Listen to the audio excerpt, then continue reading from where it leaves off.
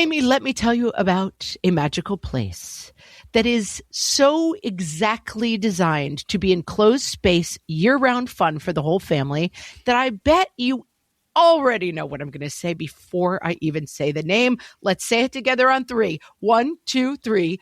Great Wolf Lodge. You got it, Amy. My kids loved Great Wolf Lodge when we went. You probably already know that it has a huge indoor water park with a wave pool, lazy river, a bunch of massive water slides. But then your pack can hit the other attractions because wait, there's more. Great Wolf Lodge has adventure-packed attractions like Magi Quest, a live-action game kids can play throughout the lodge, plus the Northern Lights Arcade. Spent some quality time there, so your kid who loves the lazy river and your kid who loves fantasy games will both have a great time. Great Wolf Lodge also offers great dining options and complimentary daily events like nightly dance parties, all under one roof. Unpack the car once and you're settled in to have fun. And with 22 lodges across the country, you're always a short drive away from adventure.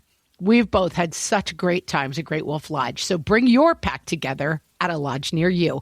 Learn more at greatwolf.com and strengthen the pack. Hello, everyone, and welcome to Fresh Take from What Fresh Hell, laughing in the face of motherhood. This is Margaret, and my guests today are Rachael Shepard-Ohta and Caitlin Wilder. They are the hosts of You're So Right, the podcast that feels like the group chat come to life. Internet besties with a combined audience of over 800,000 moms. They spend each week swapping stories, spiraling into random tangents, and laughing about the chaos of motherhood, relationships, pop culture, and everything in between. Welcome, Rachael and Caitlin. Thank you so much for having us. Thank you. It's good to be here. Behind the scenes, we had a little tech problems getting started, but now we are ready to rock and roll with this podcast. So give me origin story. How did this podcast come to be? I'll start and then I'll let Rachael take it over. But Rachael and I became friends on Instagram. We both have similar kind of takes on motherhood and a similar passion for Bravo, which we really connected about. I used to actually work at Bravo. Okay. Podcast canceled. We are now only going to ask you questions about Bravo. I know. I don't care anything else about anything else. I'm ready. Anything you want to ask, I'll tell you. I mean, I don't think I signed an NDA, so I'm good to go. Amazing. But you don't just talk about Bravo. No, we don't just talk about Bravo. We actually try to keep our Bravo talking to like separate special episodes because we found it's all consuming. Yeah. It's all consuming. And if we talked about it every episode on our podcast, that's all we would talk about. Right. But I do think the greatest compliment we get is when we have listeners say, I don't even watch Bravo and I still enjoy hearing you talk about it. And I'm like, yeah, that's my purpose on earth. Love it. And we convert people all the time. I got a DM just last night from someone saying, I guess I'm going to start watching Summer House now. Bravo evangelists. Yes, exactly. That's us. Part-time podcasters, part-time Bravo evangelists. Full-time Bravo evangelists, I would say. Perfect. Yes. Part-time moms, full-time Bravo. There you go. Now we've got it. We've got it. Our podcast is very like Amy is straight-laced and spreadsheet-oriented, and I'm kind of go with the flow. Do you guys have like a opposites attract kind of vibe, different approaches? I mean, we're so similar in so many things, but we kind of describe ourselves as like the black cat and the golden retriever. I like that. I am the black cat. Caitlin is the golden retriever. She is very happy-go-lucky and very funny. And I'm a little more like cynical, sarcastic. I'm from the East Coast. So, you know, if you know, you know. Yes, I do. I sit on the East Coast as we speak. So yes, exactly. I know. Exactly. I will say, though, I think what makes our podcast and our friendship so special and fun is that we do have disagreements and things, different opinions, but we respect each other's opinions and we never take it seriously if one of us disagrees, or we would challenge each other in a good way or a respectful way. But also, like, what friendship do you want where all you're just agreeing on everything? Like, that would be so boring. Yeah, right. Exactly. To have a conversation, you have to have points of view at a certain point. And it would be a boring podcast to listen to if we just agreed with each other all the time. So, and you're both moms. You have how many kids? I have 3, and Caitlin is about to have her 3rd. And we have the exact same birth order. So we both have oldest sons, and then 2 girls. Yeah. Yeah. Wow. Amy and I are the same, but we have 2 boys and a girl. Oh, funny. We're all parents of 3. Wow. Okay. A perfect number of children. Okay, great. So you like that? I'm 5 weeks away from having that myself, but I'm always like, okay. She's like, was this a mistake? Yeah, you're happy about Oh, that? no. I am a huge believer in what we call the valve sibling. If you have two children, they are binary stars and they define each other in opposition to each other. And everything is like, is it you or me? But when you have a third child, it's like a crowd. So you don't have the thing of like, are you the smart one or not? You have the thing of like, you're all just three stars. And two of you have someone to complain to each other about the other one at all times, which is great. Exactly. I love that. I'm one of three, and that actually feels very real for me. My husband and I also describe it as like, when there's two, they kind of, like you said, compete with each other, or they're kind of like against each other. But when there's three, they're like a little pack, and they're three against you as the parents. That is the downside of three. Yeah, it's the downside, but it's also sweet. Yes. As my husband said, I don't think original to him when we found out we were having a third, you move from man on man to zone defense. You have to like play the whole crowd. Totally. And you're outnumbered. Like they can definitely coalesce against you. Yes, but it's beautiful. Caitlin, you'll be great. You'll love it. Yeah. It's honestly, it's happening. You might as well just accept it. That's the thing. It's like, Get on board. I will say I do love when my son and daughter work together. And even when it's things they shouldn't be doing, like they found where their Easter candy was hidden that I hid so I could eat it. And my daughter found it and my son went and got a stool so they could stand on it so he could get it down. And then they both got candy. And I know I should have been like, no, it's 6 a.m. Don't eat candy. But in my head, I was like, wow, I'm very impressed by the Teamwork. ingenuity, the teamwork. So I like the idea of a third being in there where they're all just like working against me, basically. It's so cute. You guys are definitely like the next generation of moms. So Amy is about to be an empty nester. Her last child is leaving for college in September. Wow. What is that like? Calf rope. She's done. She's finished. How does she feel about it? Is she sad, happy, a mix? It's just such a mixed bag. Like it's exactly what your job is. And then when it happens, it makes you a little bit sad. But we're big. It gets better, people. The people who say bigger kids, bigger problems. I'm not even saying it to make people feel better. I just so fundamentally, I also had 3 children under 3 and under, really. My oldest, so I had 3 children in diapers when my last child was born. Oof. There was never a worse time. I mean, it was so hard. And my mother, who had 3 children, even closer spaced, she had 12 months apart, basically 3 kids. When I told her I was pregnant with my third, she was like, it's going to be terrible. I was like, I think you're the only grandmother who says that. She wasn't wrong, though. But I feel like the reality is 3 little kids is we just did an episode on unsung parenting milestones. So people are like, when your kid starts kindergarten.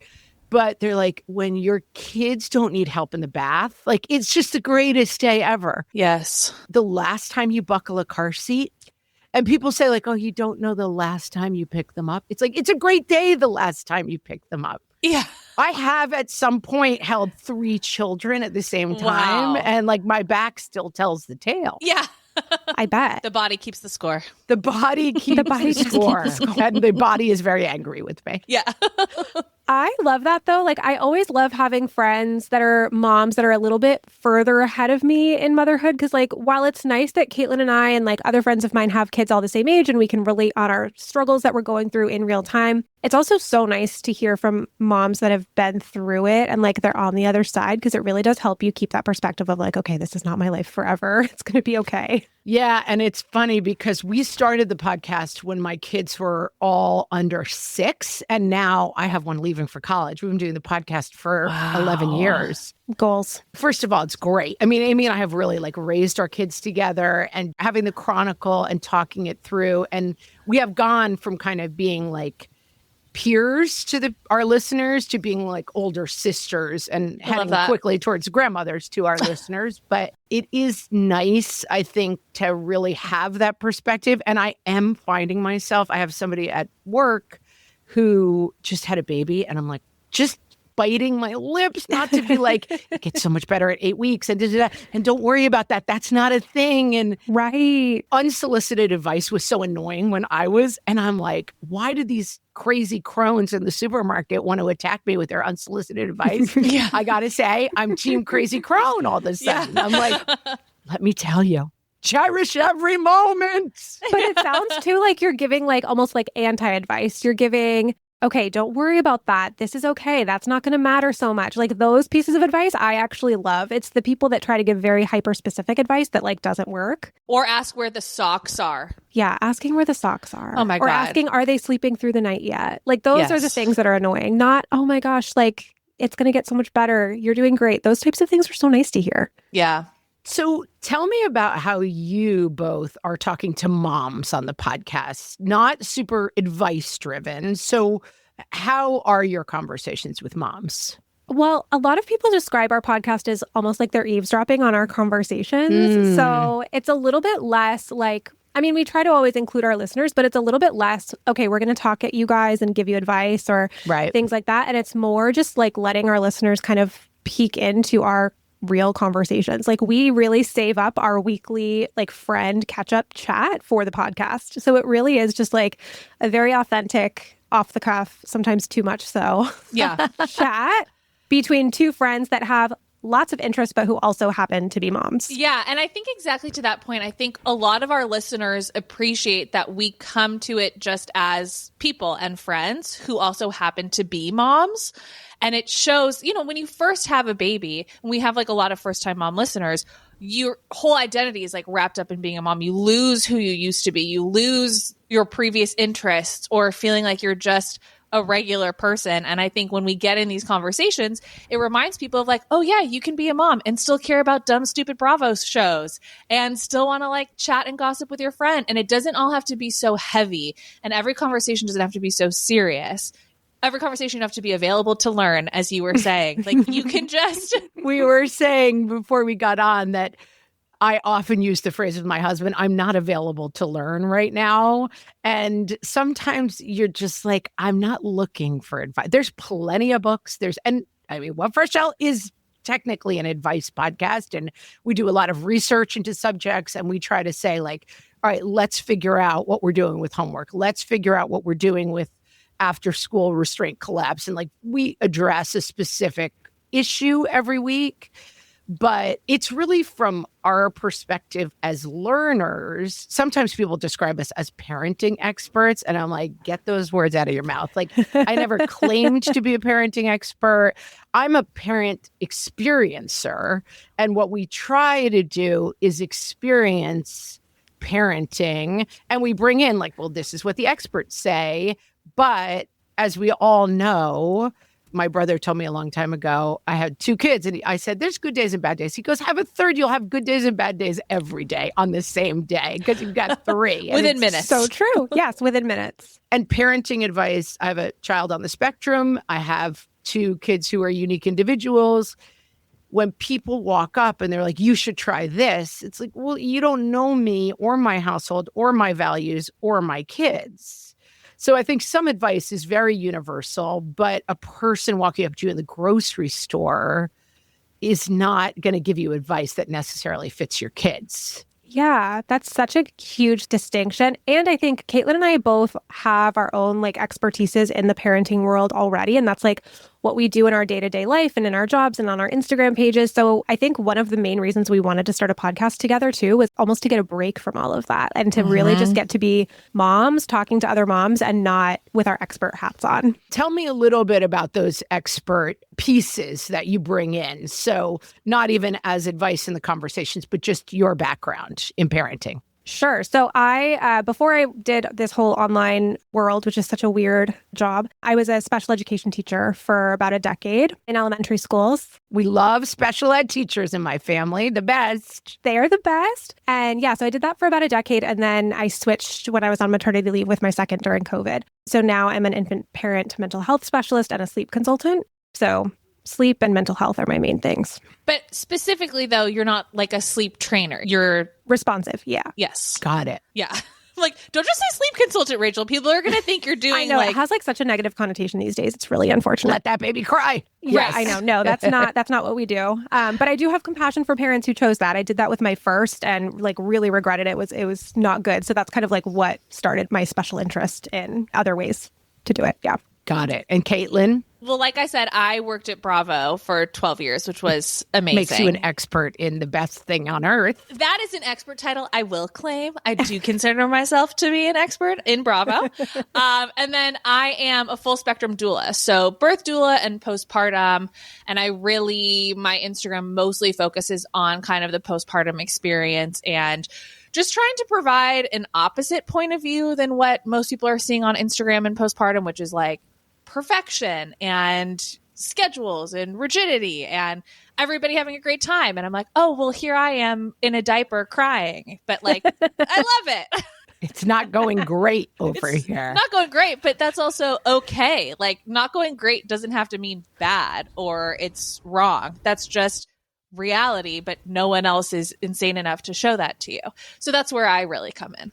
I love that point. We're going to take a break and I want to talk more about that. I'm talking to Rachael and Caitlin of the You're So Right podcast, and we'll be right back. Amy, let me tell you about a magical place that is so exactly designed to be enclosed space, year-round fun for the whole family that I bet you already know what I'm going to say before I even say the name. Let's say it together on 3. 1, 2, 3. Great Wolf Lodge. You got it, Amy. My kids loved Great Wolf Lodge when we went. You probably already know that it has a huge indoor water park with a wave pool, lazy river, a bunch of massive water slides. But then your pack can hit the other attractions because wait, there's more. Great Wolf Lodge has adventure-packed attractions like Magi Quest, a live-action game kids can play throughout the lodge, plus the Northern Lights Arcade. Spent some quality time there, so your kid who loves the lazy river and your kid who loves fantasy games will both have a great time. Great Wolf Lodge also offers great dining options and complimentary daily events like nightly dance parties, all under one roof. Unpack the car once and you're settled in to have fun. And with 22 lodges across the country, you're always a short drive away from adventure. We've both had such great times at Great Wolf Lodge, so bring your pack together at a lodge near you. Learn more at greatwolf.com and strengthen the pack. It's so important for our kids to be confident in the water because then our kids will be safe. But then you have to deal with cold pools, cranky adults swimming laps right next to them, and getting in the water with the kids. Yuck. Amy, you're giving me flashbacks, but not anymore. Now there's Goldfish Swim School. Goldfish Swim School is a premier parent-trusted learn-to-swim brand designed intentionally for both kids and parents with a focus on confidence, safety, and progress, not just swim skills. Every detail at Goldfish is thoughtfully designed to create a golden experience, from shiver-free, warm indoor pools to comfy and separate viewing areas for parents to professionally trained lifeguards on deck. And they offer year-round swim lessons for children as young as 4 months up to 12 years old with flexible scheduling and easy makeups through the Goldfish Swim School app. If you've been thinking about swim lessons or just wondering where to start, this is a great opportunity. Right now, Goldfish Swim School is offering a waived membership plus your child's first lesson free at participating locations. Just visit goldfishswimschool.com/free and find a location near you and enroll using the promo code FREE. That's goldfishswimschool.com/free, promo code FREE. Quince has totally become my go-to. It's that in-between weather right now in New York City. And I just got Quince's shorter length trench coat, cotton, a little bit of stretch. Makes me look super polished when I throw it on. I just find that Quince's pieces are the ones in my closet that I wear over and over. Quince makes it easy to refresh your everyday wardrobe this spring with clothes that feel as good as they look. They use premium materials like 100% European linen, organic cotton, and ultra-soft denim. And you can't beat the prices. Everything at Quince is priced 50 to 80% less than similar brands. Their lightweight linen pants, dresses, and tops start at $30 and are top quality, breathable, and fashion forward. Quince works directly with ethical factories and cuts out the middleman, so you're paying paying for quality and craftsmanship, not brand markup. Refresh your everyday with luxury you'll actually use. Head to quince.com/fresh for free shipping on your order and 365-day returns. Now available in Canada too. That's QUINCE.com/fresh for free shipping and 365-day returns. Quince.com/fresh.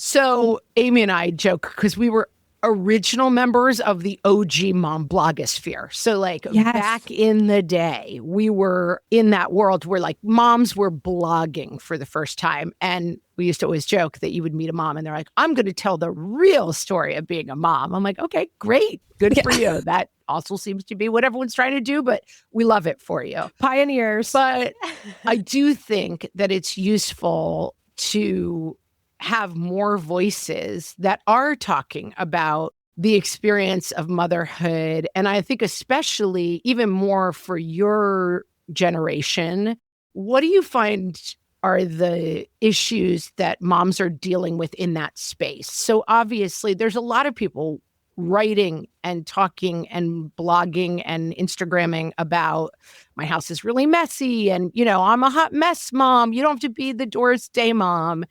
And I feel like we get that now, but what are people struggling with right now as new moms in terms of online presentation versus their real life? And Caitlin, you were saying that divide between everyone seems like they're doing a great job and I'm sad in my diaper. Yeah. I think social media comparison is a huge thing that new moms in this day and age have to deal with. And I think it's expectations, and it's expectations that they see somebody having this perfect experience does not match what the reality of it is at all. And when it doesn't match what you expected, you think there's something wrong with the reality when it's just, it is what it is. And when you mentioned too, the Doris Day versus the I'm the hot mess mom, it's also there can be a middle ground there too. Right. You don't have to plant your flag in one camp or the other. I actually hate when people look at my Instagram and they're like, oh my God, I love that you're such a mess. And I'm like, I'm not. I'm just. You're I wasn't trying to be. No, I'm not trying to. I'm not trying to tell you. This is just my real life. Yeah, I'm just a very normal person who just lives her life and I'm sharing it. And I'm not trying to be that oh yeah, I look crazy at drop off all the time. I'm like, I actually am trying. This is me trying. This is my best. This is my best. And this is me trying. This is me trying, but I love it. So I really think it's the twofold of the social media comparison. And then again, seeing something that is edited and curated and is not realistic and thinking that is the right way that this experience should go. And when it doesn't go that way, again, you think, oh my God, I'm a bad mom. There's something wrong with my baby. I'm doing this experience wrong. There's something I'm missing. When if you hadn't had any of that, you would just accept it for this is what the experience is. Yeah. I mean, I remember talking to my own mom about just being in an apartment with 3 babies and feeling tremendously isolated. Mm-hmm. But the flip side was that nobody was coming over or looking in her house to be like, is your flour in a chalkboard labeled container in beautiful handwriting? Right. And so I think that it's really a double-edged sword that I love the communities that are created and the fact that people don't feel so isolated.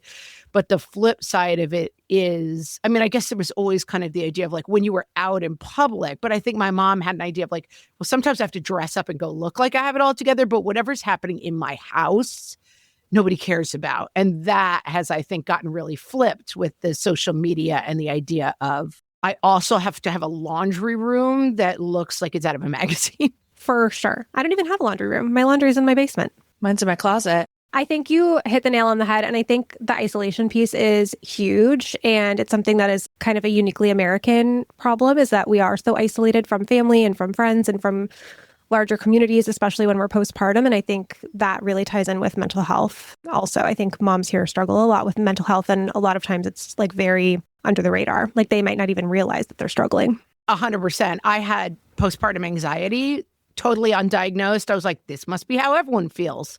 Like they're being chased by a bear 24 hours a day because someone has handed you a vulnerable infant and told you you're in charge of it. And I just thought, oh, this is how people feel. They feel 24 hours a day of white hot panic.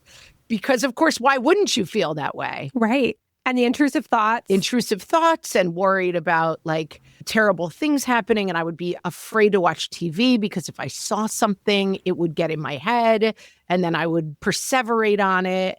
And I talked to people around me about it, but people had not had the same experience. And so people did tend to react by saying, all moms worry. And I was worried, but I wasn't worried the way all moms worry. Do you think that's a problem that's getting solved by the dialogues, Rachel, that's happening? I think there's a double-edged sword. I mean, I think kind of like what you were saying before, it is so nice that people are able to access more information than ever before. And they're, maybe coming across other people going through similar things and figuring out, oh, wow, maybe I do have postpartum anxiety. She's describing exactly how I feel. I think it's really positive in those ways. I do sometimes worry that there's almost like an over-normalization of certain things, though. So, it's like kind of trendy now to talk about neurodivergences and like kind of trendy to talk about postpartum rage and like all these types of things. And again, it's important to normalize these things and bring awareness to them, but it almost sometimes feels like it just normalizes them for people. And so they don't seek out support because they just assume, oh, there's tons of people who deal with this. Like it's fine. It's normal. I'll get through it. Right. I think there is a really fine line because I do think it is important to normalize some postpartum experiences are crazy. Mm-hmm. You do have more maybe anxiety than you would if you hadn't had a baby. But I think it's also important when I will talk about things that you might experience postpartum, I always say, this is normal. But if it feels like more than this to you, or it feels like it's actually affecting your day to day, like we are huge proponents of finding a therapist who specializes in maternal mental health. Like you don't have to white knuckle your way through motherhood if this feels like more than just what is a quote unquote normal, typical experience. So I think it is a really fine line of let's normalize this so you don't feel isolated in having these thoughts. You don't feel like you're a bad mom for having these thoughts. But let's also make sure we make it clear there is a line where there might be more help that you need or, nobody wants to dismiss what you're experiencing. Exactly. It's something that we think about a lot as we talk about our kids on a podcast. And we try really hard to keep the focus on ourselves. I don't talk about my kids. I don't say, Bob went to here today and here's what happened to him. I don't even have a child named Bob. And so... But I think another interesting issue is how to talk about our children and our experiences, which are sometimes quite negative and bad and painful, without it feeling like, I think there's a lot of blowback online and in person of like, you're ungrateful, or you think there's something wrong with your kid, or you're saying bad things about your kid, or you don't accept your kid for just how they are. And it's like, wait, I am actually just seeking help. Mm-hmm. For something that's actually going on with my kid that is a problem. How do you think about that issue? Well, one, I think a lot of that is projection. When people come at you for saying like, your child is going to read this. It's like, you think in 12 years, my child is finding an Instagram caption where I mentioned that they were being kind of an asshole that day. And that's just real. Like, we've got bigger fish to fry if we think that is what's going to be going on. But I do think there is, again, a very fine line. And Rachel and I both we really respect our children's privacy in that if there is something that's difficult going on with our child, we reframe it about how it's affecting us or what we're trying to do. My son, when he was like 2, he was a real hitter. Like he would just hit kids. He would walk by a kid and just like reach out and hit him. And I'd be like, what is going on? And I didn't know any other friends talking about that. I didn't see anybody else talking about it. So of course I'm like, oh my God, my son is a sociopath. He's going to have to go to like a boys like detention facility. Like what is going on?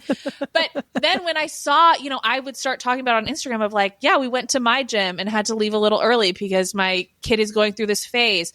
But I know it's just a phase and here's how it makes me feel. So again, it's like sharing a little bit about what's happening, but I'm not like going into great detail about what exactly my son is doing. It's more as a mom, it makes me feel this way. So maybe if you're experiencing it as a mom and you're feeling it this way too, you're not alone in that.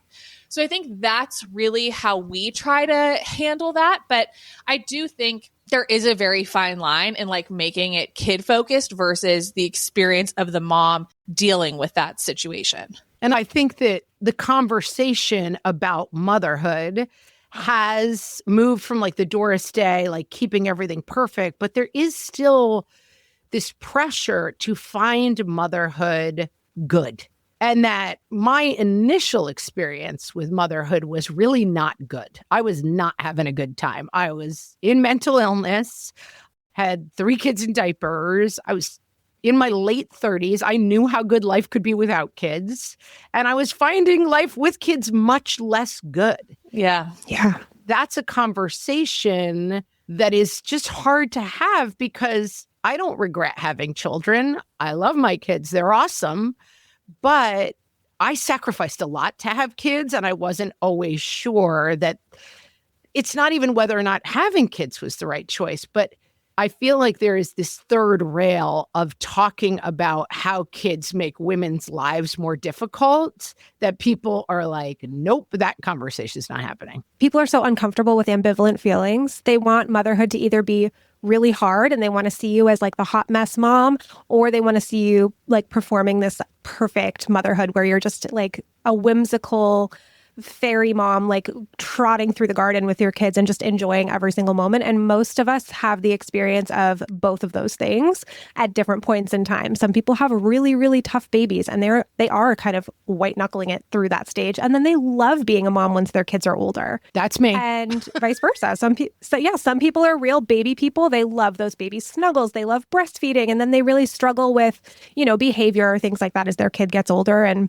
I think it's okay that we normalize that, like, not every phase is going to be our favorite. We can love our kids and love being a mom and also find it really hard, all of those things at the same time. Those types of things don't go as viral, right? Like, the internet loves polarity and they love like really strong opinions either way. And there's just not a lot of room for that nuance, I think. It is crazy, though, when you post something on Instagram that is not 100% positive. Like, I shared that during my early pregnancy, I wasn't happy. When I found out I was pregnant, I was freaked out. And you're allowed to be so grateful you're pregnant and also be like, oh my God, was this actually the right choice? But people will come at you on the internet and it's crazy. And it's like the forbidden thing to say. Yes. Like, well, you shouldn't be having children then. Or like, there's so many people who can't have kids and like, this is how you're acting. And it's like, right. Well, this is my reality. Like, this has nothing to do with that. Or you complain something about having a kid or having a hard day and people will be in your comments like, well, you really shouldn't have had children then if you're going to complain about it. And it's like, what? This is insane. Like, as Rachel and I say all the time on our podcast, it's the patriarchy. Yes. It's just like women are not allowed to have nuanced thoughts and feelings and share those publicly. We can't take that on. You used to get a lobotomy for that. Yeah. Like, depressed, not loving motherhood? Okay. Half of your brain has to go in a jar. I'm sorry. That's the only solution. Yeah. Right. Yeah. I am talking to Rachael and Caitlin from the You're So Right podcast, and we'll be right back. At DSW, we ask the important questions, like, what shoes are you going to wear?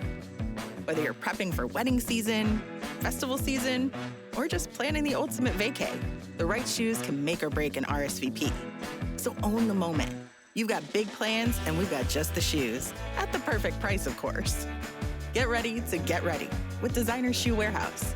Head to your DSW store or DSW.com today and let us surprise you.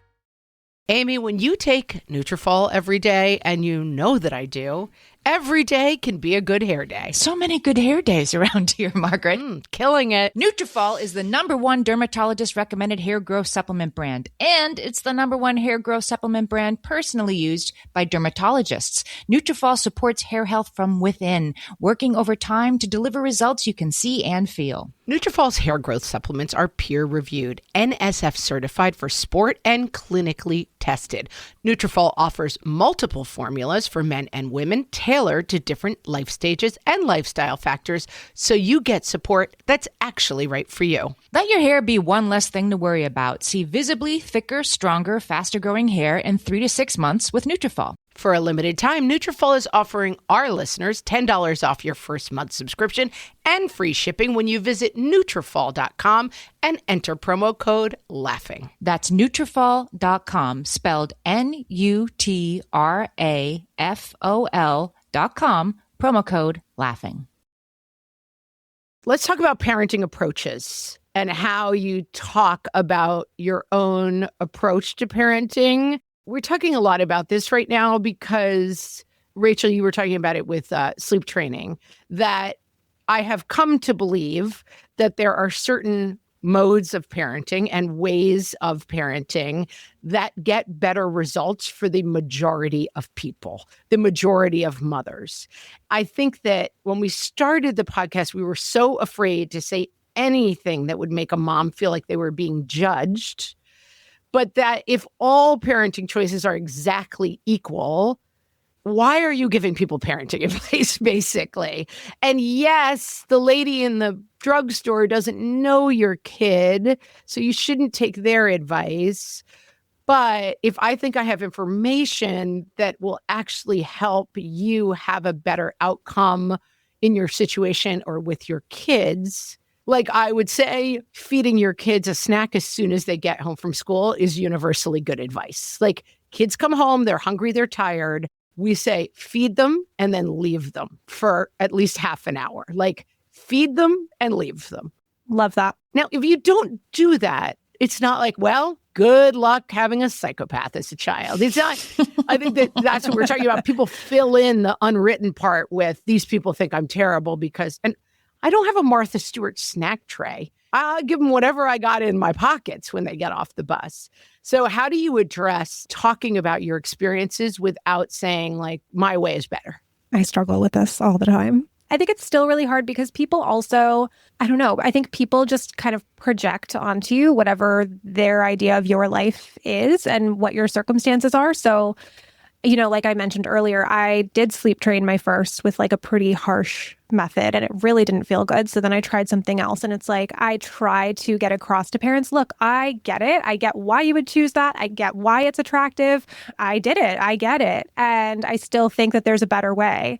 And some people really just aren't ready to hear that, I think. I think parenting brings up so much of our own emotional baggage and brings up so much shame and fear that we're going to do something wrong. So if we perceive that someone is telling us we did a wrong thing, even if that's not what they're saying, I think it just can be really, really hard. So I think we can only really share our own perspectives and our own opinions, and people can take those or leave them. And then we can share like evidence-based information, which again, you can take that or leave that. If you want to leave it, you're arguing with science. So that's kind of, you know, your own problem. But that's kind of how I approach it, at least. I think too, when we share information, and I'm sure this is the same for you, Margaret, like, you know where you're coming from. You are coming from a good place of, hey, here's a different way of doing something that maybe you haven't thought of. And like, it works really well for us. So if somebody chooses to misinterpret that and make it more negative, that's just, I can't take that on. I'm not responsible when I know where this is coming from and where my heart is. I mean, we would never post anything on Instagram if we ever thought about what the other side would think about this, because there's always going to be somebody you could say, I love oranges. And then the comments you're going to get, so you hate lemons? Yes. How dare that's you? it. I can't believe you're saying that you hate lemons. And you're like, I just said I like oranges. Like, what is happening here? But I think, especially like Rachel said, when it comes to things about being a mom and your kids, all we want is the best for our kids. So if you're living on an all lemon diet and you hear somebody say, I like oranges, you're going to internalize that as, oh my God, I've been doing the wrong thing because this person, they're telling me I did it wrong because I was giving lemons and not oranges. And it's like, again, that's not on us. That's just how people are going to take it. And there's only so much you can do to try to kind of calm that down. And I think it's spaces and places too, in terms of the difference between being like supermarket crone and podcaster. It's like, if you're coming to me and saying, I'm having a problem with my baby's sleep, or I'm having a problem with a really angry kid at 3:00 in the afternoon, it's an easier opening to say, have you considered, or here are some structures that work for some people in this space, versus just like attacking people in the grocery store, which I promise I'm trying not to do anymore. I think that's what's funny about social media too. It's like people will get mad at, me or Caitlin for posting about certain things or saying things in a certain way. And it's like, well, you are following me. You signed up for my opinions, like not the other way around. Right. Or like you're listening to my podcast. Like I'm going to share my ideas on my podcast or whatever it is. I think people in like this age of perfectly curated algorithms, people forget that not every single thing that comes across their feed is actually going to land with them and be perfectly tailored advice to their specific situation in life and kids. And that's okay. Like you really can just scroll by and find something that does resonate. I will never forget, Rachel and I both have shared that something that helped us when we had babies was going to sleep at the same time our baby went to sleep. So going to bed at like 7:30. And Rachel posted that once, and I don't know how it got on the other side of the internet, but every comment was like, that doesn't work for me. I can't believe you would suggest that. That doesn't work in my life at all. And Rachel was just like, okay, like, not every piece of content has to be specifically for you and something that works for you. But it was crazy. I'm not coming to your home and tucking you into bed. Yeah, right. Yeah.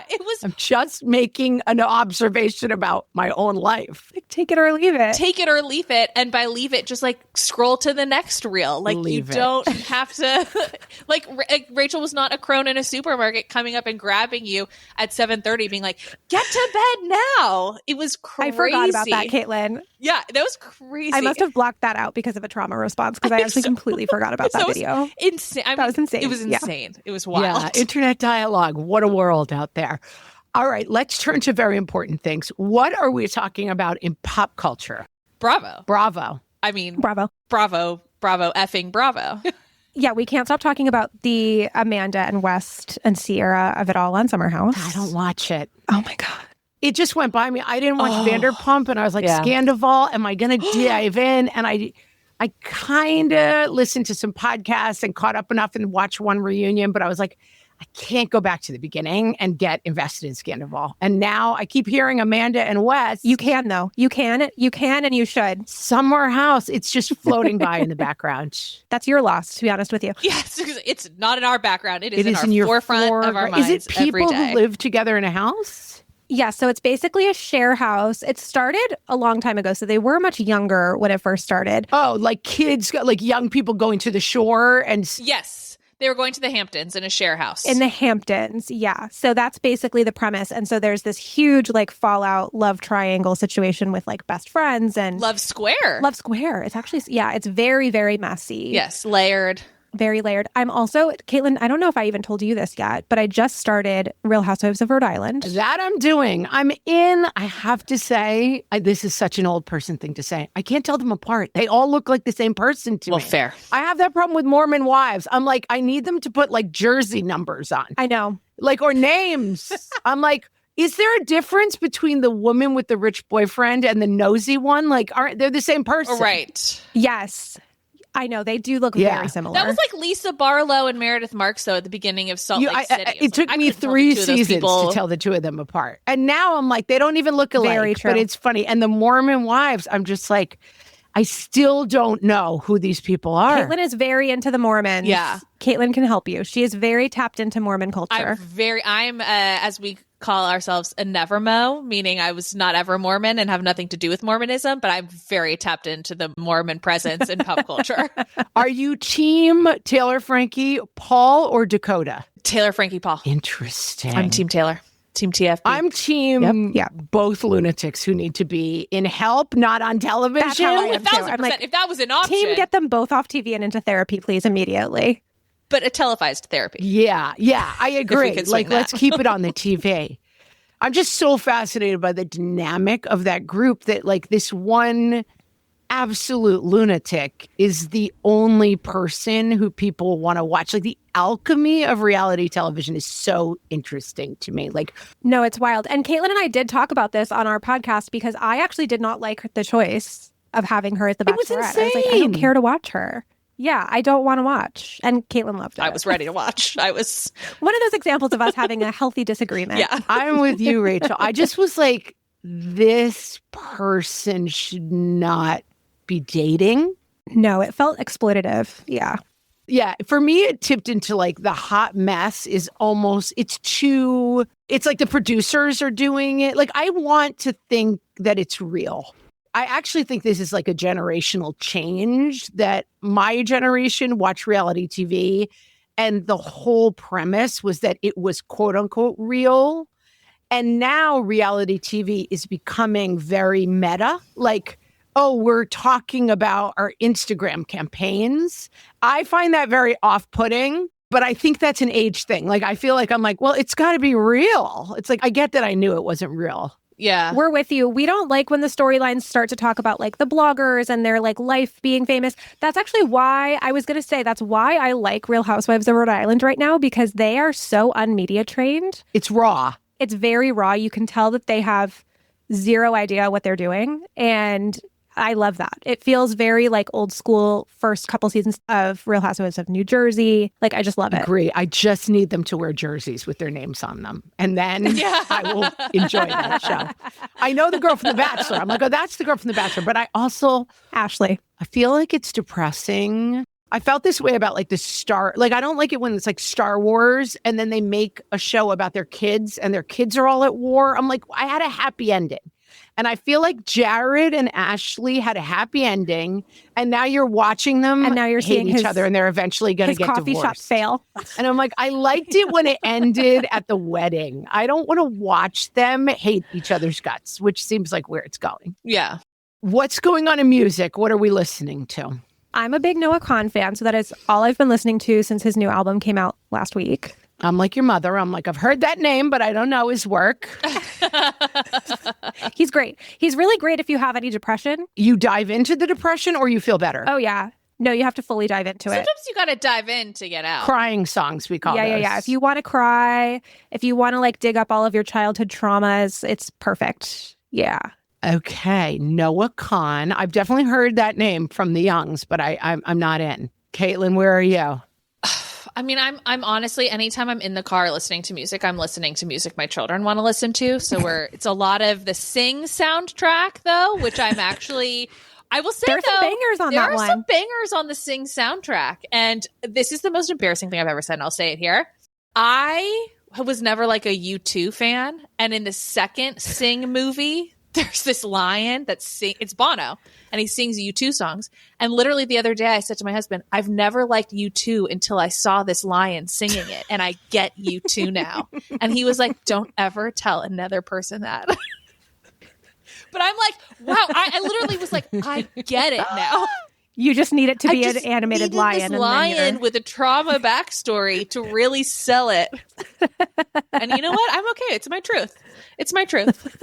Concerts, summer concerts. Are we going to summer concerts? Again, Noah Kahan. Tickets were very hard to find, but my father-in-law got them for us. Nice. Where's he playing? He's playing here in San Francisco at the Giants Stadium. I think it's all baseball fields, baseball stadiums, baseball diamonds. Baseball diamonds. Where the baseball happens. Don't ask us what our sports are. I can tell we're not going to be talking about the NFL draft at this point and whether or not. No. Only the sweet videos. We can talk about Klay Thompson and Megan Thee Stallion. Okay. She's just leaving. I just heard she's leaving Moulin Rouge in New York because they're having problems. Yes. Poor very thing. sad. We don't like very it. sad. Do we think that Travis Kelce is the right husband for Taylor Swift? Oof. I think he is the right husband for now. Okay. And we will see how it goes. First husband, maybe. Let's see what happens. He'll give her some beautiful, tall children. Yes. If that's what they decide. Mm-hmm. They'll be very rich. You know, it's funny because I was a huge Taylor Swift fan my whole life. And then Life of a Showgirl came out and it kind of like broke the spell for me because it was so bad. I see everything in a different light now, which I hate because I loved loving her. Yeah. Do you think the album was bad or do you think it's like you're aging out? You know, like it's like, okay, that it's time to leave that all behind now. No, I think the album was just really bad. Yeah, I think it was just really bad. I saw her at the Eras tour, had the best time ever, loved Tortured Poets Department, and Showgirl just really, really turned me off. Rachel likes sad music. I like my sad music. Rachel likes to cry. You're like, I'm not going back to pop happiness. I don't care how happy you are with Travis. No. Leave me out of it. I don't want to hear about it. That is exactly Rachel's take. We could definitely do 7 more hours of Bravo, but we are actually going to end this podcast. If you want to hear more from Rachael and Caitlin, tell us about your podcast, where to find it, where to find you.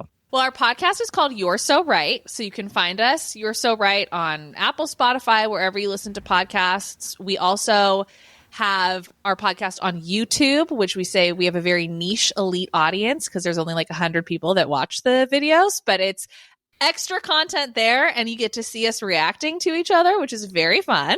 And then on our own Instagrams, I'm on Instagram at Wilder Beginnings. And my handle on Instagram is at HeySleepyBaby. Awesome. We will link to all of those places. This was such a fun conversation. I could do 3 more hours on all things Bravo. Well, we'll have to have you on ours sometime so that we can talk more because this was so fun. But I got to catch up on Summer House first. Yes, please do. How many seasons? Do I have to go back to the beginning? You can start at season 3. You don't need to know the workuses. No, I was going to say 3 or 4. All right, 3 or 4. All right, I got my work cut out for me. I got my homework assignment. Perfect. Put it on in the background. It's great background TV. That's it. It's a laundry folding show, I call it. Laundry folding show. Yes. Exactly. Thanks so much for talking to me today. This was so fun, and I'm going to go turn on Summer House. Thanks, Margaret. Thank you.